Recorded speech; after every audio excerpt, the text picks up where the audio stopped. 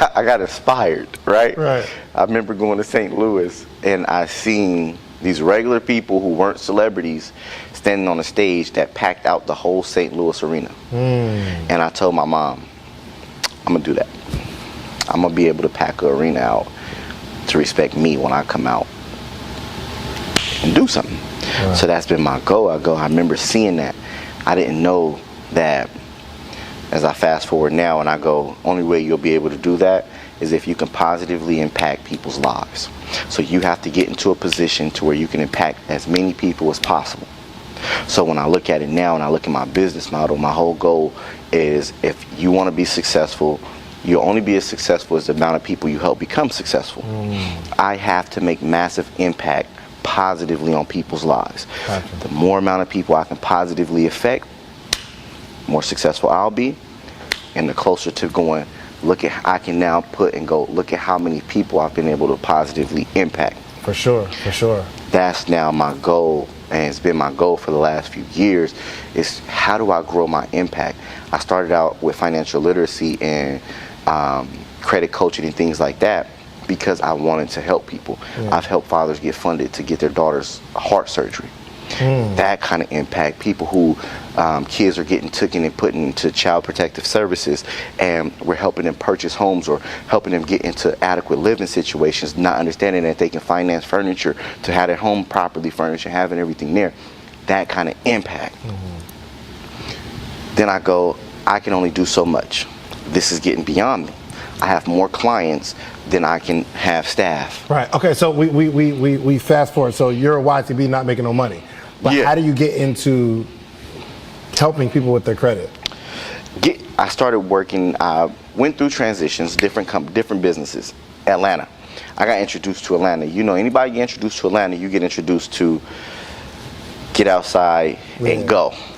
So I got outside and I went. I'm on Craigslist. I'm doing cell phone repair. I go into So you got into cell phone repair after the YTB fiasco? Yeah, gotcha. Fiasco at that, right? So I remember, even with YTB, I was like, Marietta Mall, the flea market in Marietta.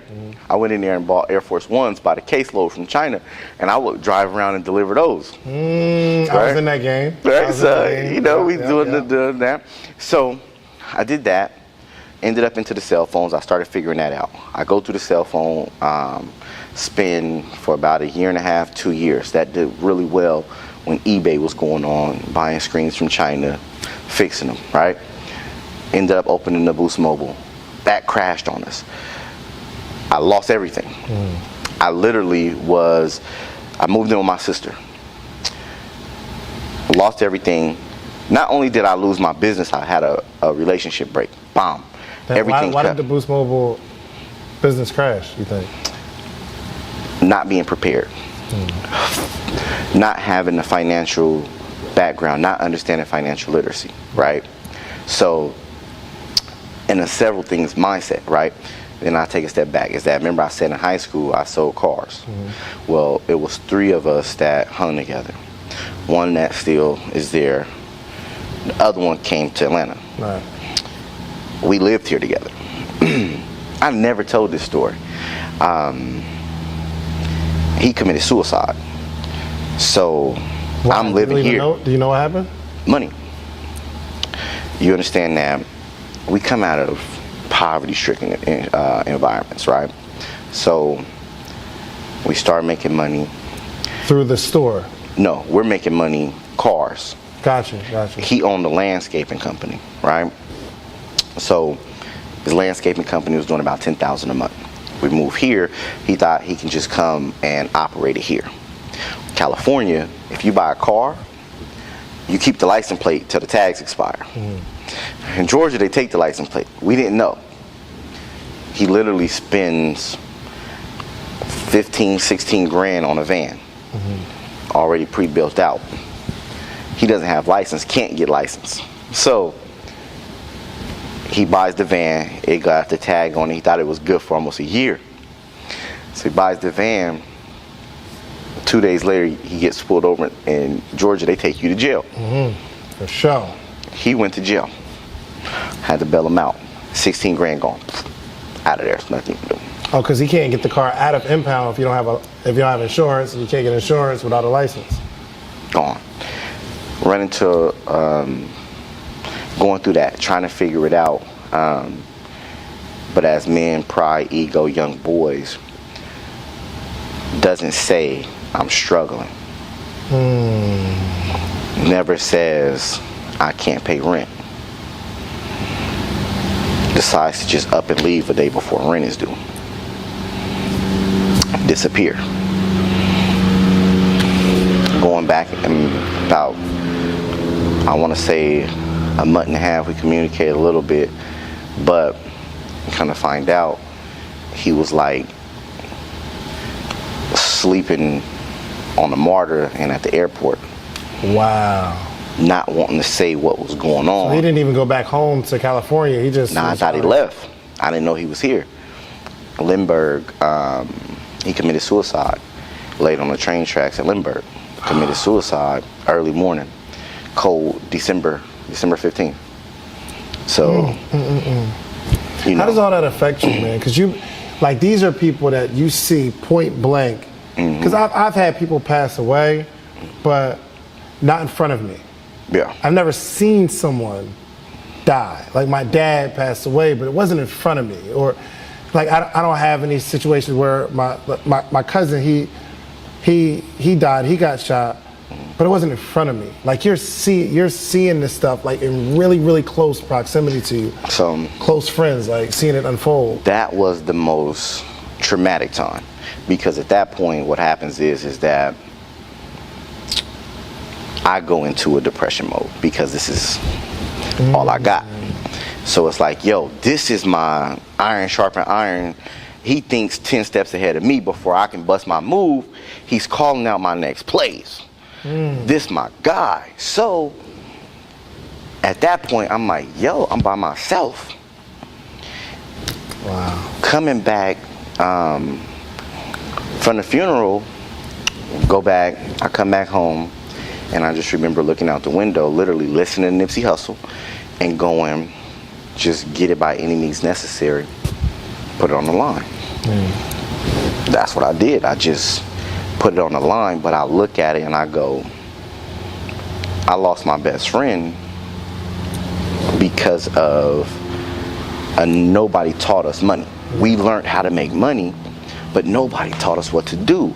We had nobody to look to and go, what do we do with our money? We got 10, 15,000 sitting, and eventually we just blow it off and spend it off and take L's, and nobody's teaching us. So that's why financial literacy is so important to me as well, is that I fail at another business and I go, I have to learn money.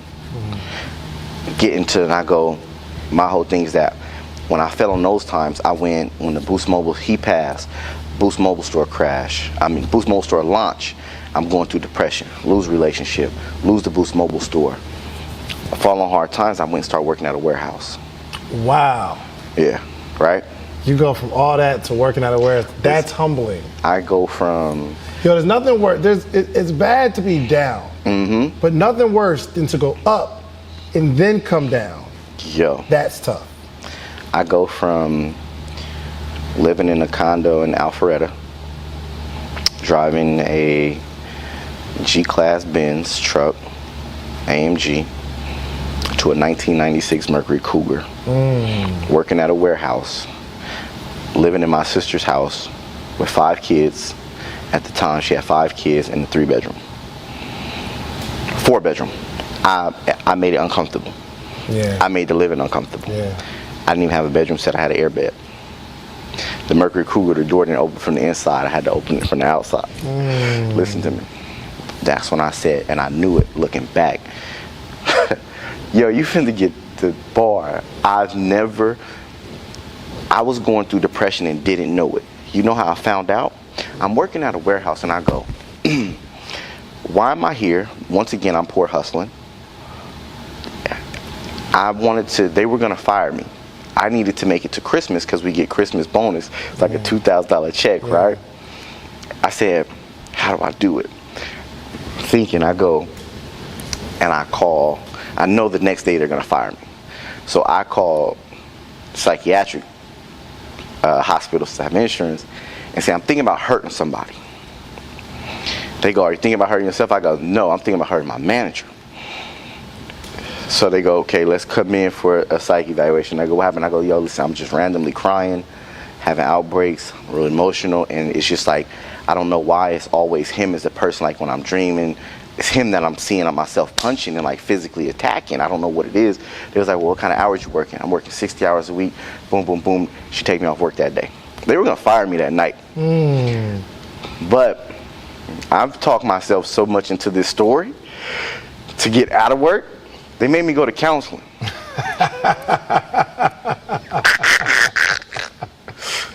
So, That's funny. in counseling, I find my depression Wow. of what I was going through, where I was at, mind state, what I didn't deal with.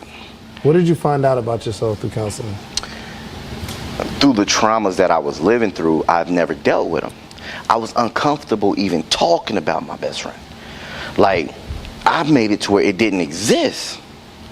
So they taught me, and I remember she was like giving me different exercises, and she had to make me comfortable even speaking and acknowledging what happened, things that happened. It's okay. It's part of life. That I had to cope with that, with the fact that that relationship I had is gone. Yeah. So after that, She had to deal with it head on. boom. Wow. So then I realized, it took me a little while, I went back, and when I went back to that job, it kicked in and said, why are you even here? I got the bonus. Got the Christmas bonus. I came back a week before. I got the bonus, right? Listen, they were upset, right? Shout out to ABW out there in Kennesaw. Yeah, I got the check, right? I went and I said, why am I even here? I went and applied for Wells Fargo. I became a personal banker. Gotcha. From warehouse, personal banker. Got back in my suit. Got it. Right. So- Back to the old you. So I got back in my suit. Yeah. So I got back in the suit. And that's when I started learning banking products. I started learning that people couldn't get approved for business loans. They couldn't get approved for loans at all. Like the ratio for people who get loans, I was giving loans to people who I would look and they would have like a $2 million mortgage. What? Yeah, they would have a $2 million mortgage. They can come and get a loan. Oh, you got 200,000? Yeah, nah, you can't get nothing. Hold on. A $2 million mortgage? Yeah, no, listen, I was working in Roswell, Wells Fargo. All right? People will come in, they have $2 million mortgages. They will be able to come in and go, you're looking for a personal loan. They can come and get them 100, 200,000. And I'm looking at the relationship with Wells Fargo. I go, you got a baseball team over here? You got this, you got all of this portfolio is crazy. They'll give you the money. In my head, is what do you need? Why do you need $100,000 if your mortgage is $2 million and you got a baseball team? Like, no, listen, you know, like his house is worth $2 million, so they took $2 million out, mortgaged the home. But then, you know, the charity. oh, you're saying? Now he pays $2 million a month. Bro, No, I'm thinking. no, what the I'm like, heck yo, wait a kind of minute. crib This is that? reaction is crazy. I'm like, wait, $2 million on a mortgage. You know, people get $2 million homes all the time. So In my head, I'm like, yo, who are these humans? No, that are no, paying no, $2 million a month and need $100,000? no. So they got a $2 million mortgage. Gotcha. And so his home is worth $2 million. That's what he took Gotcha. the mortgage for. But I'm looking and I go, they can get what they want, but we can't. Right. There's a disconnect here. And so I started helping people with their credit. So I would, outside of work, I would do my thing, and they still couldn't get the loan. Oh, so you were helping them with their credit? Yeah. To get the loan? Got it. They still couldn't get the loan. so You'd have been a scammer. You'd have been called a scammer. Right. Listen I to don't me. know if Right? that word existed back then, but Yo, listen. Right. It's like so big now. It's Right. crazy. But I said, I can get you a credit card and it will go through. My problem was these loans looked so good at 2.6% and 3.1%, and these credit cards look so bad at 17%, 21%. They're going to give you this because of what they're going to charge you and make off of you. I get it. You're not established enough for me to trust you on this scale. I get it. But how do we win and get to the next level if you take 20% of what I make? Right. So that's when I said it became a conflict of the church and government. Gotcha. I had to leave because I'm coming for y'all now. Now I'm not working for the bank for this check. I make $32,000 a year. This is not gonna cut anyways. I don't care. So I'm like, no, I started making more money with credit repair than I did here. Right. I'm out of here. But I just was afraid to go back into business, being out of it, working in the warehouse, doing that running that fiasco. Now I'm working at a Wells Fargo that got me into this mindset, and I would never buy a home though, because I didn't want to be tied to the job. Gotcha. But then I was scared to kind of get back out there in the business, and I started learning credit. So the credit repair took off, and then I said, okay, let me master my credit so I can secure myself for when I go into business. When things get hard, I now have foundation or something to fall back on. Yeah. That was my only goal. So I started learning how to get credit. My goal is that I don't like paying people to do things for me. So I would go to people's seminars and I would say, how do you get funded? And I would ask the question of like, they would break it down. We can get you funded for this amount. And I would say, well, what banks do you apply for in what order? Right. Oh, you asking too many questions.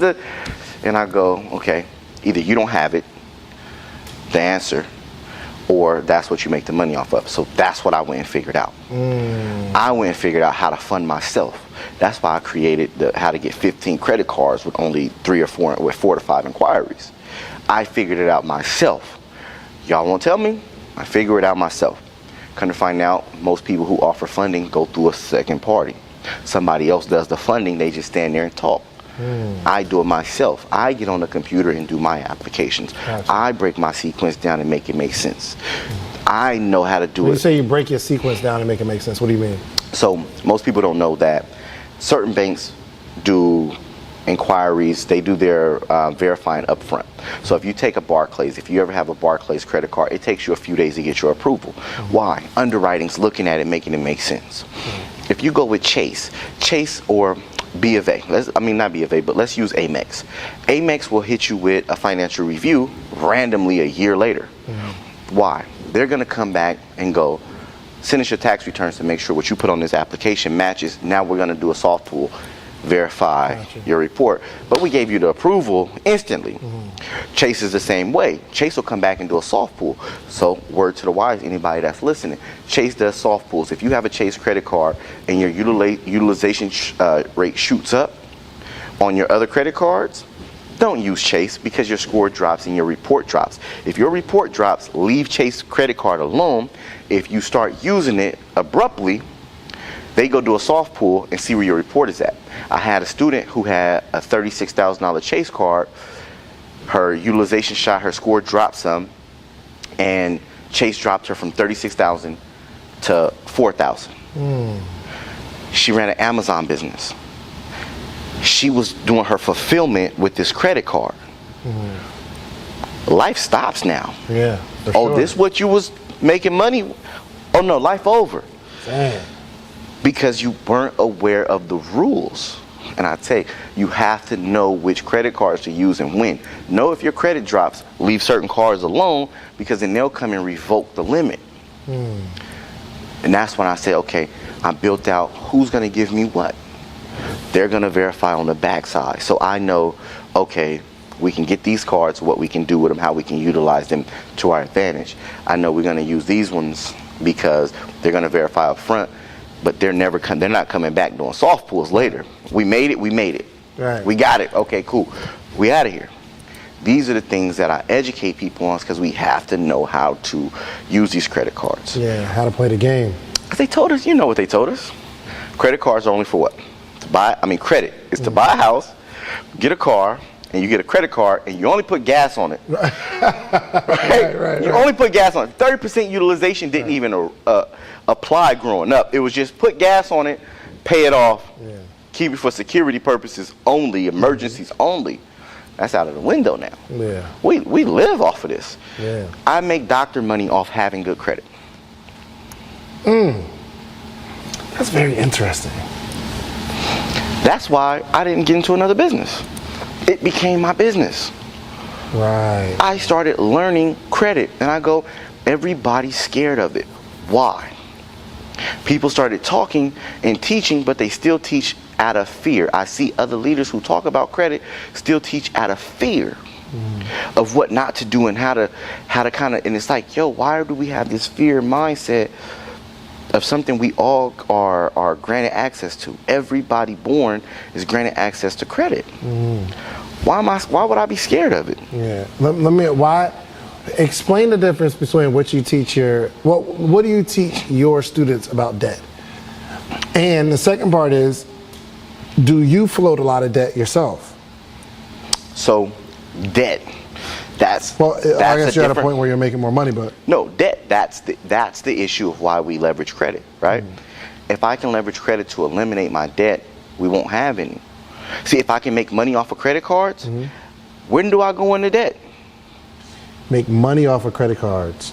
Remember I told you can sell trade lines. Yeah. Okay, if you got a credit card in your pocket and it makes you $6,500 every 60 days, when do you go into debt? Because that's realistically what people make, $3,500 a month. Though. Yeah, it's legal. You have to know, this is the point, right, where I tell people, is that certain banks, they will tell you, frown upon it. They do. You have to know which institutions allow you to operate. That's the fear part. The People rules won't. of the game. People don't investigate. They go, oh yeah, you can Google it. People Google it. Are trade lines illegal? No. You're going to get somebody say they're frowned upon, or certain banks prohibit the sale of this. They do. You have to know and research the banks that are out here. People think that, oh yeah, what banks do exist? And they go and they look at American Express. American Express doesn't report history. People don't know the rules of the credit cards. American Express doesn't report history? No. So if I added you to my American Express credit card, you won't get the history of it. But they'll give me 99 authorized users. They won't report the business or the person? Because I got some people on my personal and it raised their score, like my family, my mom. Yeah. Like that. It helped their score because it added a positive account. It helped with their utilization. It helped with history. Yeah, and it helped with a limit what you put them on. So especially if they don't have credit cards, it definitely shoots them up. Gotcha. But it doesn't give them how long you had it. If you look at it, the start date was the date you added it. Yeah. Other credit cards, they'll give you the history. Oh, I get it. So they won't assume my history. They'll be able to get the car and start building their own history. Yes. But they won't get mine. Got Yes. it. Okay. That You got makes me? sense. That makes sense. Wow, that's deep. Okay. That's the So can part. I do it? You gonna put me on? Most definitely. Okay. You know some people that need some trade lines? Because I got some clear cars. They're gonna contact you. I'm gonna tell you. But why shouldn't I though? Like, because somebody's like, yo, you shouldn't do that because of the person. Obviously, they don't get a card. You don't give them a card. But No. is there any reason? Fear. Somebody put fear into you. They said, you can't do it or don't do it because of this, right? And the only thing you could think of, what if somebody gets access to my credit cards, right? I'm a statistic. What if somebody get access to my credit cards? You think about this, right? Is that, how many safety alerts do you have for your credit card? I got a few, yeah. Okay, do you have your push notifications on? Yeah, when somebody. See, listen, I tell people this, is that, one, all my credit card alerts and my credit cards go to an email, specifically for my credit cards. It's the only push notification that's gonna pop up is credit card alerts. Right. Transactions, things that happen. It's the only thing that's gonna pop on my screen from my emails. Most people don't think to monitor, but people don't get access to it. Then reverse engineer it. Hey Dave, you give me $650, I'm gonna add you to my credit card to help you build your credit. Hey, Dave tried to access my credit card and just gave me $650 for trying to access it because now I blocked him and took him off and now he has no purpose. What's Dave? Dave, how much money will Dave have to spend to try to go out and capitalize off of somebody else versus understanding that I can get my own credit card and capitalize off myself? I've been in this business over 3 years. I've never had anybody compromise a credit card. All right, y'all. Y'all see what it is, okay? I got you.